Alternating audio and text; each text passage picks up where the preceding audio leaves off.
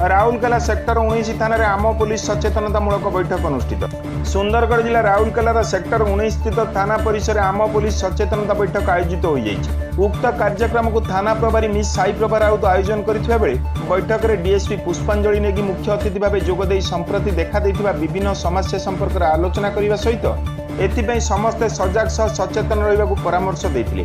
विभिन्न समस्या भितर साइबर ठकेई, वरिष्ठ नागरिकों समस्या और सुरक्षा, ट्रैफिक नियम यथा गाड़ी चलाइबा बेले हेलमेट व्यवहार, गाड़ी चलाइबा बेले मोबाइल फोन व्यवहार न करिबा और मद न पी गाड़ी चलाइबा, कार जिबा बेले सीट बेल्ट बांधिबा, संदिग्ध व्यक्ति मानक संपर्क में पुलिस को सूचना देबा, सट्टा खेल को बंद करिबा, हमीरपुर अंचल एक पुलिस आउटपोस्ट खोलिबा, मिश्र कटाले रोड उपरे गाई महिषी न बांधिबा, नेउरपाली रे देशी मद बिक्री बंद करिबा, सर्वोपरि छोट स्कूल पिला मानकु गाड़ी न देबा तथा पिला माने धरा पड़िले अभिभावक मानकु 25,000 टंका परिवर्ते 1 लाख टंका जोरिमाना संपर्क में आलोचना करथिले। एही सब समस्यार समाधान पई डीएसपी नेगी जनसाधारण मानक सहयोग कामना करथिले। सुंदरगढ़ रु नवीन कुमार प्रधान का report news on Odia dot in.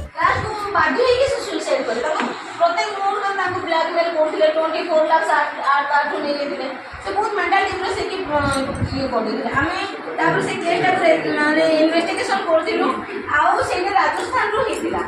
Rajasthan 2-3 जन को अरेस्ट करके हम फॉरवर्ड करथिलु। से फॉरवर्ड ले कोन जण को लाइव पड़िला से लाइव तो के फेरी बना से फॉरेस्टर जदी अरेस्ट हैला फॉरवर्ड हैला से आज ना काली जेल रो बाहरबो किंतु ता लाइव पड़ेला।